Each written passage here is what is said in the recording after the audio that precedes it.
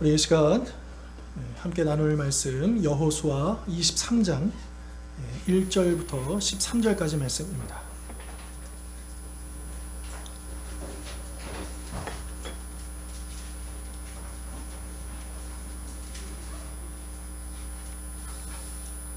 (23장) 1절부터 13절까지 말씀, 제가 가진 성경 구약 355면입니다. 1절로 13절까지 말씀 이제 한 절씩 저와 함께 교독하시겠습니다. 여호와께서 주위의 모든 원수들로부터 이스라엘을 쉬게 하신 지 오랜 후에 여호수아가 나이 많아 늙은지라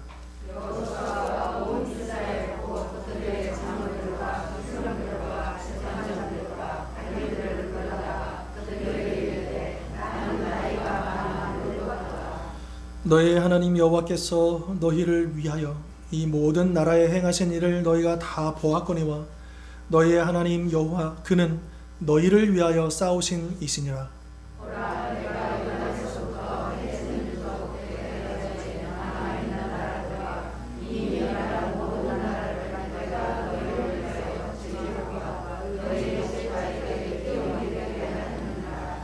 너희의 하나님 여호와 그가 너희 앞에서 그들을 쫓아내사 너희의 목전에서 그들을 떠나게 하시리니 너희의 하나님 여호와께서 너희에게 말씀하신 대로 너희가 그 땅을 차지할 것이라.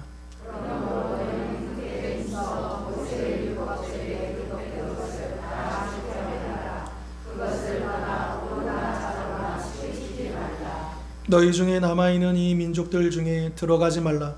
그들의 신들의 이름을 부르지 말라. 그것들을 가리켜 맹세하지 말라. 또 그것을 섬겨서 그것들에게 절하지 말라.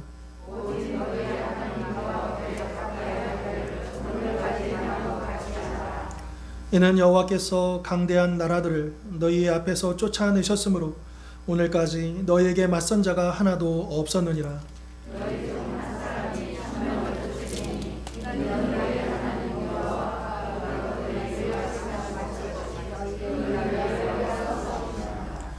그러므로 스스로 조심하여 너희의 하나님 여호와를 사랑하라.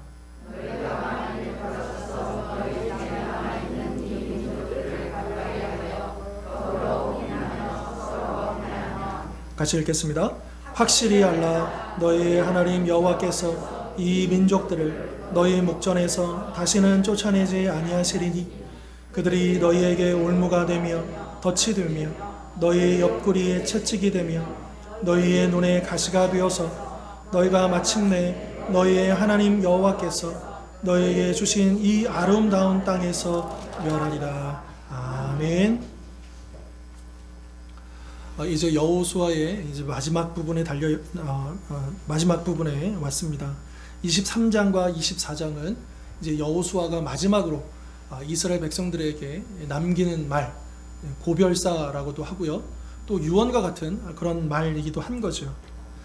오늘 본문 1절과 2절에 보면 이제 나이가 많아 죽음을 앞둔 여호수아는 자신의 삶을 마치기 전에 마지막 권면을 위해서 이스라엘의 지도자들을 불러 모았습니다. 아마도 성막이 있는 실로에서 그들을 불렀을 것입니다. 24장 29절 말씀에 보면 여호수아는 110세에 사망하였기 때문에 이때가 아마 그때로 보여집니다. 그는 갈렙과 더불어서 출애굽 1세대로서 애굽의 종살이, 출애굽의 경험, 또 광야에서의 훈련, 정복 전쟁과 정착에 이르기까지 충성스러운 하나님의 일꾼으로 살아왔습니다. 그리고 이제 죽음을 앞두고서 유언과 같은 말을 오늘 본문에서 남기고 있는 것이죠. 사실 우리들도 이러한 순간이 찾아올 것입니다. 우리 자녀들에게 또 우리 손주들에게 내가 이 땅에서 마지막으로 무언가를 남겨주어야 할 그때가 찾아온다라고 하는 것이죠. 시간이 다를 뿐이지 우리는 반드시 그때가 찾아올 것입니다. 과연 그때 우리는 우리 자녀들에게 또 우리 손주들에게 어떤 말을 남겨줄 것인가? 우리는 늘 생각해 보아야 하지 않겠습니까? 언제 그날이 찾아오더라도 그때 가서 생각하는 게 아니라 미리 오래전부터 내가 무언가를 남겨둔 말들, 굉장히 중요한 그런 내용들이다라고 하는 것입니다. 자, 오늘 본문에서 여호수아는 하나님께서 우리 민족에게, 이스라엘에게 베풀어 주신 은혜가 무엇이었는가를 쭉 이야기를 합니다. 하나님이 우리와 이렇게 함께 하셨다. 우리에게 이런 은혜를 부어주셨다. 이런 이야기를 쭉 하고 나서요. 그렇다면 그러한 은혜를 입은 우리 민족이 과연 하나님께 어떻게 보답을 하며 살아갈 것인가? 여기에 대한 이야기를 하고 있는 거죠. 먼저 3절로 5절에서 여호수아는 과거에 하나님께서 이스라엘을 위하여 싸워주셨던 것처럼 앞으로 남겨진 세력들을 완전히 쫓아낼 때도 이스라엘과 함께 하셔서 그 땅을 완전하게 차지하게 하실 것이라 말하고 있습니다. 또한 9절과 10절에서도 과거에 강대한 나라들을 쫓아내 주셨던 것처럼 앞으로도 이스라엘을 위하여 어떻게 하신다고요? 10절에 싸워주시겠다. 그러니까 과거에도 현재에도 그리고 앞으로도 우리 하나님은 변함없는 그 은혜를 베풀어 주셔서 늘 이스라엘과 함께 하시고 우리와 함께 하시고 우리를 위하여 싸워주시겠다라고 말씀하고 있는 것이죠. 특별히 10절에는 이런 표현이 나오죠. 너희 중에 한 사람이 몇 명을 쫓아요? 여러분 보통 우리가 일당 100이라는 말을 하는데 여기서는 일당 1000이라는 말을 하고 있습니다. 자, 이처럼 이스라엘은 출애굽한 다음부터 수많은 적들을 만났지만 결국 그들은 그 모든 적들을 물리치고 가나안을 정복할 수가 있었습니다. 그런데 그 이유는 이스라엘의 어떤 군대의 조직력이 탁월했거나 또 그들의 무기가 강했기 때문이 아니라 하나님이 이스라엘과 함께 싸우셨기 때문에 그들이 승리할 수 있었다라고 하는 것이죠. 여러분 우리도 마찬가지 아니겠습니까? 지금까지 우리가 50년, 60년, 70년 그 수십 년 동안의 우리의 인생을 한번 돌아보십시다. 우리를 홀로 두지 아니하시고 우리와 함께 하셨던 하나님의 은혜가 기억나지 않습니까? 그리고 그 순간 하나님께서 은혜로 우리를 붙들어 주셔서 우리로 하여금 그 모든 고난도 어려움도 또 때로는 우리의 실수와 잘못까지도 하나님께서 회복시켜 주시고 또 다시 더 좋은 것들을 주시면서 그 은혜를 베풀어 주셨다라고 하는 것이죠.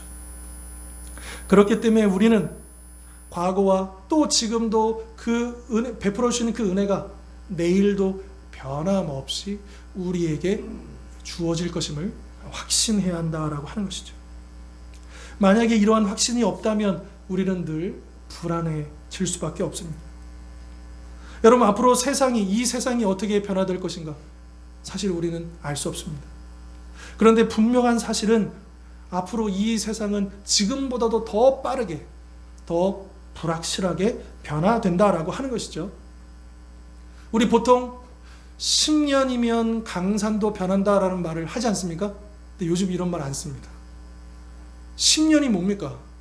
3년, 5년 그 이상으로 점점 더 변화되고 우리가 따라갈 수 없는 그런 시대입니다. 그리고 인공지능과 같은 첨단 과학과 기술이 비약적으로 발전하면서 이 미래에 대한 예측이 점점 더 정교해지고 있는 것은 사실이지만 그럼에도 불구하고 결코 예측할 수 없는 일들이 벌어지고 있다라고 하는 거죠. 이런 멀게도 아니고요. 여러분 우리 불과 몇 달 전에 우리 12월 31일 선거 영신 예배를 드리면서 새해를 맞이하면서 2020년에 어떤 일이 일어날까 우리 기대하면서 시작했잖아요. 근데 우리 그때 이 코로나19가 이렇게 해가지고 이렇게 될지 우리는 상상을 했겠습니까?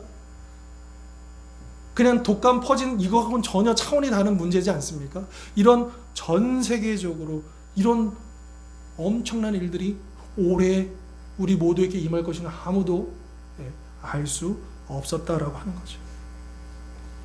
그리고 현재 이 코로나19의 사태가 우리 개인은 물론 가정과 교회 그리고 우리 사회를 어떻게 변화시킬 것인가를 우리는 알 수 없다라고 하는 것이죠. 불확실하다는 것입니다.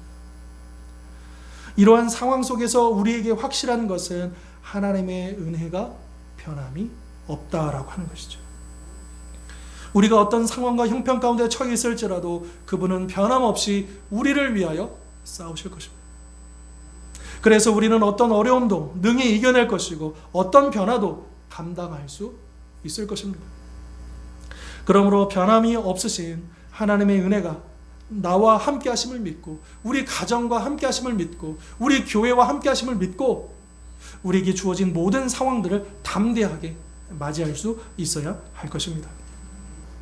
자, 이렇게 우리가 이 변함없는 하나님의 그 은혜를 풍성히 누려왔고, 또 지금 누리고 앞으로도 누릴 것인데, 그렇다면 하나님께 은혜 받은 자로서 우리는 어떻게 살아가야 할 것인가? 어떻게 하면 이 하나님의 은혜를 보답할 것인가? 우리는 당연히 생각할 수밖에 없습니다. 자, 그러면 어떻게 하나님께 보답한 삶을 살 수 있을까? 자, 오늘 본문 6절은 이렇게 말씀하고 있습니다. 우리 같이 한번 읽겠습니다. 오늘 본문 23장 6절의 말씀. 그러므로 시작.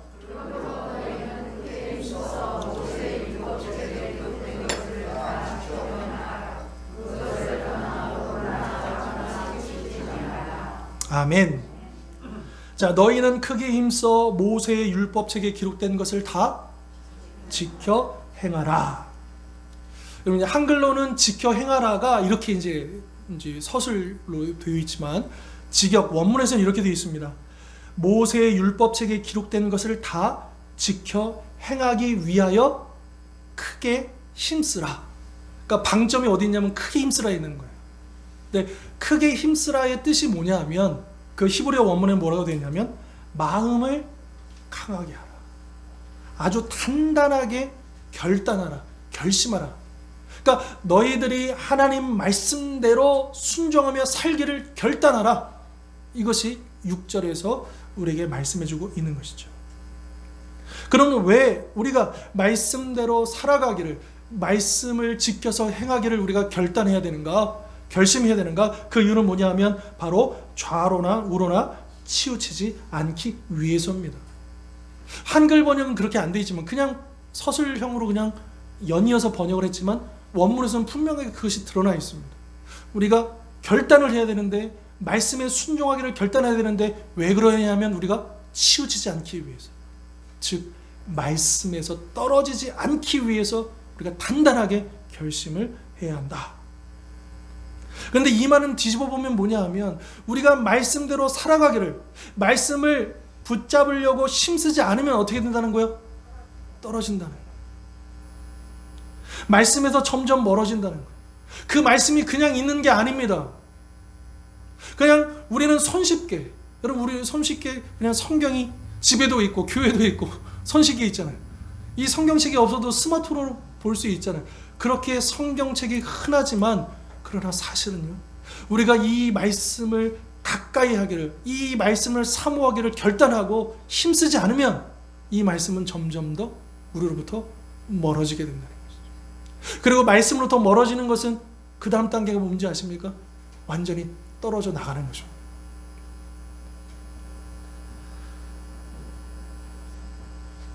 우리 앞에서 배웠습니다. 하나님 말씀대로 순종하는 것, 그 말씀을 지켜 행하는 것이 곧 하나님을 사랑하는 방법이다. 그래서 11절에 뭐라고 하느냐? 같은 말을 반복하고 있는데요. 11절도 우리 같이 한번 읽어볼까요? 그러므로 시작. 스스로 조심하여. 네. 그러니까 6절에서 또 11절에서 그러므로. 그러니까 우리가 받은 은혜, 그것을 생각해 볼 때, 우리가 이렇게 하나님께서 우리와 함께 하셨고, 우리에게 은혜를 베풀어 주셨고, 우리를 위하여 싸우셨기 때문에, 그러므로 우리는 어떻게 해야 되느냐? 하나님의 말씀대로 살기를 결단하고, 그리고 그 말씀대로 사는 것이 곧 여호와를 사랑하는 방법이다 라고 하는 것을 강조하고 있는 것이죠. 그러므로 우리는 하나님의 은혜를 받은 자로서 언제 어느 곳에서든지 적극적으로 말씀을 통해 하나님께 가까이 나아가고 그분을 사랑해야 한다라고 하는 것입니다. 우리가 어떻게 하나님께 가까이 나아갈 수 있느냐? 그 방법이 뭐냐? 말씀이라는 거예요. 여러분 정말 하나님과 더 가까워지기를 원하십니까? 다른 방법이 없어요. 뭡니까? 말씀이에요. 말씀이 하나님께 나아가는 방법입니다. 말씀을 통해서 우리가 하나님께 나아가는 것이지 다른 것을 통해서 하나님께 나아가는 것이 아니다라고 하는 것이죠.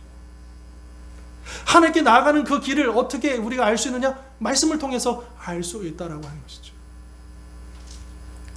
그래서 시편 119편 105절은 이렇게 말합니다. 주의 말씀은 내 발의 등이요 내 길의 빛입니다. 여러분, 우리가 살고 있는 이 어두운 세상 속에서 어떻게 하나님께 나아갈 길을 찾을 수 있겠는가? 주의 말씀이 우리를 비춰주셔서 아버지께로 나아가는 그 길을 보여준다는 것이죠. 우리가 하나님의 백성으로서 거룩한 삶을 살 수 있는 그 방법을 바로 이 말씀을 통해서 우리가 깨달을 수 있고, 그 말씀을 통해서 우리가 비로소 하나님께 가까이 나아갈 수 있다라고 하는 것입니다. 지금 우리는 얼마나 하나님을 사랑하고 있습니까? 말씀을 통하여 하나님께 가까이 나아가기를 얼마나 우리는 힘쓰고 있습니까? 이것을 위해서 그 말씀대로 살아가기를 이 시간 다시 한 번 더 결단하실 수 있기를 바랍니다. 우리 다음 두 번째로 하나님의 은혜를 받은 자로서 우리는 과연 어떻게 살아가야 할 것인가? 우리 7절입니다. 우리 같이 한번 읽겠습니다. 7절 시작. 들어가지 말라. 그들의 신들의 이름을 부르지 말라. 그것들을 가리켜 맹세하지 말라. 또 그것을 섬겨서 그것들에게 절하지 말라. 자, 7절 그 첫 번째 구절이 남아있는 이 민족들, 그러니까 가나안 민족들이겠죠. 이 이방 민족들 중에 들어가지 말라라고 되어 있습니다. 그러니까 이 말은 그 원문의 의미를 살려서 다시 한번 번역했다면 그 이방 민족들과 섞이지 말라. 그들과 구별되라 라고 하는 뜻이죠. 왜 그들과 섞이지 말아야 되느냐? 왜냐하면 우상 숭배에 물들 수 있기 때문이라는 것입니다. 물론 우리가 이 세상과 구별되어야 한다는 것은 이 세상과 단절되어야 한다는 뜻은 아닙니다. 이 세상과 물리적으로 분리되어야 한다는 뜻은 아닙니다. 우리는 그럴 수 없죠. 그렇게 해서는 안 될 것이고요. 자, 그런데 예수님이 이런 말씀을 하셨습니다. 제자들에게 요한복음 15장에서 너희는 세상에 속한 자가 아니고 나에게 택함을 입은 자다. 그러니까 이 말씀의 의미는 뭐냐 하면 우리의 소속을 분명히 하라는 거예요. 우리가 해외 여행을 간다든지 또 우리나라 아닌 다른 곳에 가게 되면 여러분, 그것이 정말 정말 아름답고 예쁘고 아무리 좋을지라도 우리가 그 시민은 아니잖아요. 그렇죠? 우리의 소속은 거기가 아니잖아요. 그렇죠? 그러니까 우리가 분명히 그것을 기억해야 한다라고 하는 것이죠.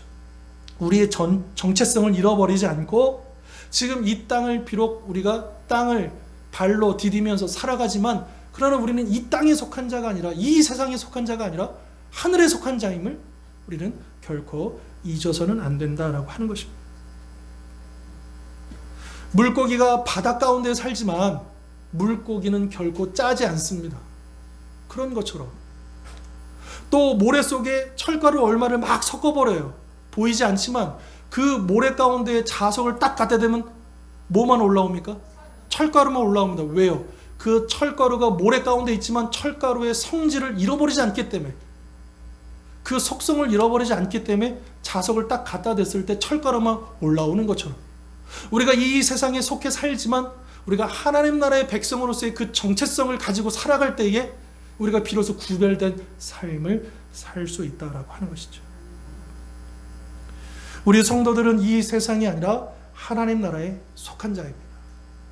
그렇기 때문에 세상의 가치관이 아닌 하나님 나라의 가치관을 따라 살아야 하는 것이죠. 세상의 악함과 거짓에 물들지 않고 하나님 나라의 정의와 자비를 실천하며 살아가야 한다라고 하는 것입니다. 여러분, 우리는 달라야 합니다. 우리 믿는 자들은 달라야 합니다. 아니, 우리도 똑같은 인간인데 이런 핑계가 더 이상 우리에게 근거가 될 수 없습니다. 우리는 달라야 합니다. 그렇기 때문에 우리는 손해볼 수밖에 없습니다. 이 세상 사람들은 똑같이, 여러분, 이런 경우 있어요. 아, 그래, 우리가 남들에게는 피해는 안 주면서, 여러분, 이런 수준으로 우리가 예수의 제자가 될 수 없습니다. 이 세상 사람들과 똑같이는 안 됩니다. 달라야 합니다. 그러니까 힘든 거예요. 이 세상 사람들하고 똑같이 손해보지 않고 조금이라도 내 거 놓치지 않고 그런다면 예수의 제자가 될 수 없는 것이죠. 구별될 수 없는 것입니다. 이 세상에 속한 자하고 똑같이 행동하고 말하고 내 삶을 그렇게 나의 이권을, 나의 기득권을 주장한다면 우리는 이 세상 속한 자이지 하나님 나라에 속한 자가 아니다라고 하는 것이죠. 그런데 만약 세상과 구별된 삶을 살지 않고 이 세상 방식대로, 이 세상의 가치관대로 우리가 살아간다면 그 결과는 어떻게 될 것인가? 우리 13절 한번 보실까요? 여러분 눈으로 읽어주십시오. 확실히 알라. 너희의 하나님 여호와께서 이 민족들을 너희의 목전에서 다시는 쫓아내지 아니하시리니 그들이 너희에게 올무가 되며 덫이 되며 너희 옆구리에 채찍이 되며 너희의 눈에 가시가 되어서 너희가 마침내 너희의 하나님 여호와께서 너희에게 주신 이 아름다운 땅에서 어떻게 돼요? 망한다라고 하는 거죠. 여러분 16절도 이렇게 얘기하고 있습니다. 만일 너희가 너희 하나님 여호와께서 너희에게 명령하신 언약을 범하고 가서 다른 신들을 섬겨 그들에게 들어가서 그들과 섞여서 그들대로 살면 그들에게 절하면 여호와의 진노가 너희에게 미치리니 너희에게 주신 아름다운 땅에서 너희가 속히 어떻게 돼요? 여러분 결론은 그겁니다. 망한다라는 거예요. 아무리 가나안 땅에 살고 있어도 망한다는 거예요. 아무리 내 인생이 성공한 것 같고 이 땅에 좋은 것을 다 누리고 내 것을 다 지켜내고 그렇게 겉으로는 살고 있어도 망한다라는 거예요. 이 땅에서 뿐만 아니라 하나님 나라에서도 망한다라는 거예요. 하나님 나라의 백성, 그 정체성을 잃어버리면 세상을 따라갈 수밖에 없고 아무리 생명과 축복이 약속된 가나안 땅에 거한다 할지라도 결국 우리는 망하게 되어 있습니다. 왜냐하면 가나안 땅은 그런 곳입니다. 가나안 땅은 하나님을 사랑하고 그분의 말씀에 순종하는 것이 전제가 되어야 가나안 땅입니다. 그러니까 우리는 생각을 바꿔야 합니다. 어디 가나안 땅이 어디 있는 게 아니에요. 내가 하나님 말씀에 순종하고 하나님 말씀대로 살면 살고 있는 그 가정이 하나님 나라가 되는 거죠. 가나안 땅이 되는 거죠. 그렇게 하나님 말씀대로 실천하면서 하나님 가치관대로 실행하면 그 일터가 하나님 나라가 되는 것입니다. 가나안 땅이 되는 것이죠. 가나안 땅이 어딘가 있는 게 아니라 우리가 그것을 쫓아가는 것이 아니라 내가 있는 곳이 가나안 땅으로 바뀌어지는 거예요. 언제요? 하나님 말씀대로 살 때. 하나님을 경외하고 하나님을 높여드리고 하나님께서 기뻐하시는 그 원리와 말씀대로 우리 가정을 또 내 일터를 운영하고 그렇게 경영할 때에 우리 가정이, 우리 교회가, 우리 일터가 하나님 나라가 되는 것입니다. 그래서 우리의 비전이 하나님 뜻이 이 땅에 이루어지게 하소서라고 하는 것이 하나님 나라가 이 땅에 세워지는 거잖아요. 이게 우리의 모든 성도들의 유일한 목표입니다. 저게 우리의 비전이에요. 저 비전을 위해서 이제 각 사람마다 여러 직업을 통해서 여러 직분을 통해서 우리가 교회에서 가정에서 일터에서 하나님 뜻이 이루어지고 하나님 나라가 세워지기를 우리가 그렇게 살고 있는 것 아니겠습니까? 그러므로 우리는 세상의 문화에 섞이지 말고 하나님 나라의 백성으로서 거룩하게 구별되어 살아감으로써 내가 거하고 있는, 내가 살아가고 있는 우리 가정과 교회 그리고 일터를 생명과 축복의 땅으로 누리며 살아가야 할 것입니다.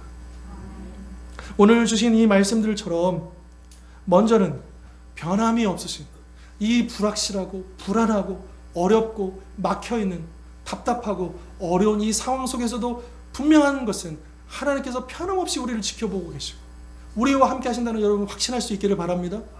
그리고 늘 감사할 수 있기를 바랍니다. 그러면서 그 감사를 가지고 이제 이 세상이 아니라 하나님과 가까워지기를 다시 한 번 더 결단함으로써 언제 어디서 무엇을 하든지 내가 서 있는 그것을 생명과 축복의 가나안 땅으로 약속의 땅으로 하나님 나라로 만들어가는 우리 모든 성도님들 될 수 있기를 주님의 이름으로 축원합니다. 기도하겠습니다.